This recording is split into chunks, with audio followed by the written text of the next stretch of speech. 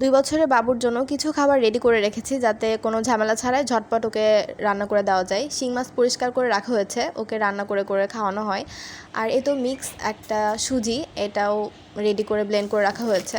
আর কিছু সবজিও আমি পরিষ্কার করে ভাপ দিয়ে রেখেছি যাতে করে যখন তখন সবজি খিচুড়ির মধ্যে বা ওকে কিছু একটা রান্না করে দেওয়া যায়।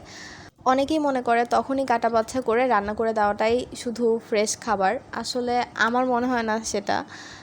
তো রেডি টু কুক করে এটা ডিপ ফ্রিজ করে রেখে দিলে সেটা টাটকাই থাকে।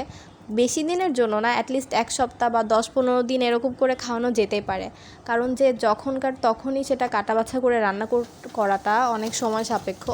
তো একসঙ্গে বেশি পরিমাণে নিয়ে এই যে দেখতেই পাচ্ছেন লবণ দিয়ে এটা কিছুক্ষণ ভিজিয়ে রাখবো যাতে করে পোকামাকড় থাকলে সেটা ক্লিন হয়ে যায়।